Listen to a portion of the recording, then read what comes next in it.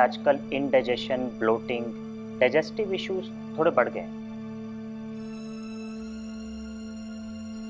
खाना खाने के कम से कम 2 से 3 घंटे बाद सोना चाहिए।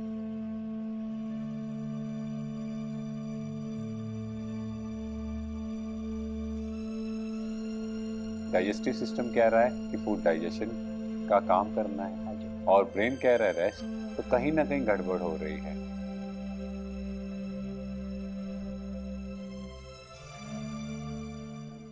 डॉक्टर साहब, जैसे आजकल इनडाइजेशन, ब्लोटिंग, डाइजेस्टिव इश्यूज थोड़े बढ़ गए हैं। इसके पीछे का कारण क्या है?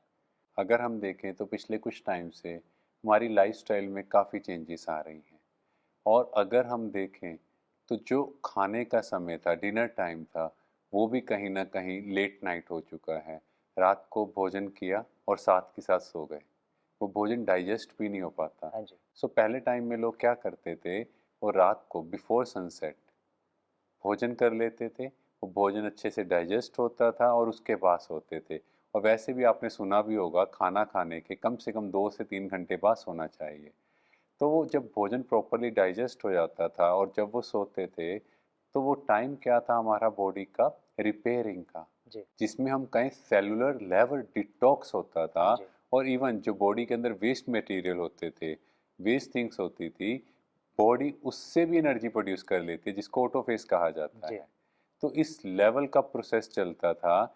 और कहीं ना कहीं जब हम नेक्स्ट डे मॉर्निंग उठते थे तो बहुत फ्रेश उठते थे, बिकॉज बॉडी की डाइजेशन का काम पहले ही हो चुका था। हाँ जी। और रात को अंदर का टॉक्सिन्स और रिपेयरिंग का काम हो गया। जी। बट अगर हम रात को 9 बजे, 10 बजे, या कुछ लोग 11 बजे भी डिनर कर रहे हैं और उसी में सो गए, तो आप सोचो पूरा रात को जो सोने का टाइम है वो हमारा डाइजेशन में जा रहा है। बिल्कुल। और कहीं ना कहीं ब्रेन को क्या सिग्नल जा रहे हैं, रेस्ट करना है, क्योंकि टायर्डनेस हो चुकी है। हाँ जी। डाइजेस्टिव सिस्टम कह रहा है कि फूड डाइजेशन का काम करना है हाँ जी। और ब्रेन कह रहा है रेस्ट। तो कहीं ना कहीं गड़बड़ हो रही है।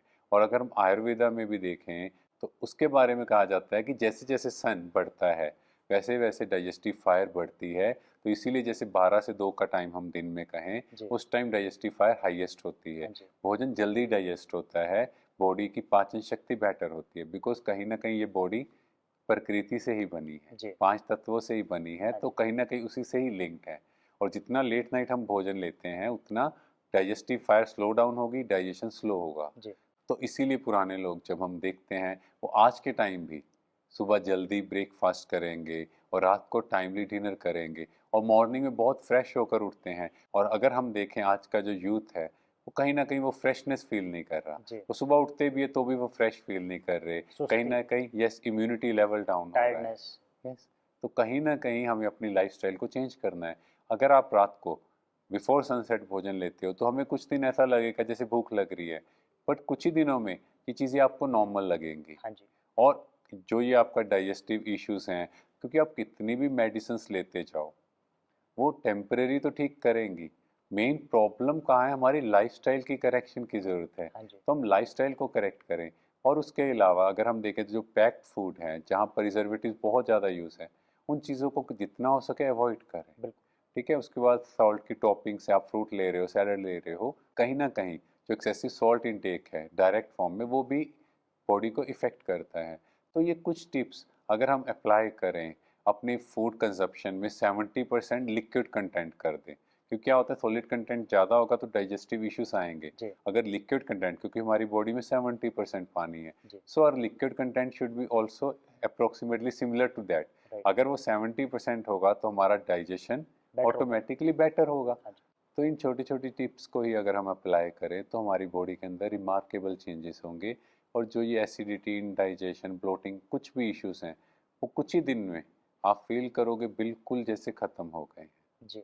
डॉक्टर साहब, जो डायरी प्रोडक्ट्स हैं, उनका भी इन चीज़ों से कुछ कनेक्शन है, कुछ इशू है? यस।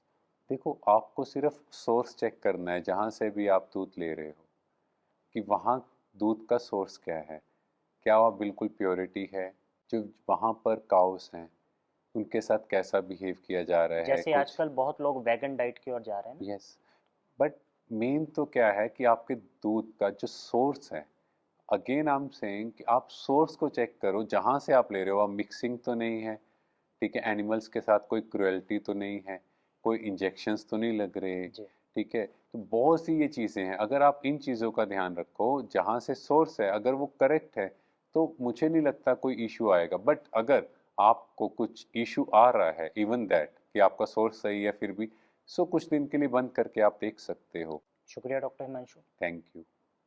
तो दोस्तों, हम सभी ने जाना, अगर हम अपनी रूटीन को सही कर लें, लाइफस्टाइल में थोड़ी सी करेक्शन करें, तो हमारी हेल्थ अच्छी होगी और आप देखेंगे कि आपका जो डाइजेशन का इश्यूज़ हैं वो भी सॉल्व हो जाएंगे। तो मिलते हैं अपने नेक्स्ट एपिसोड।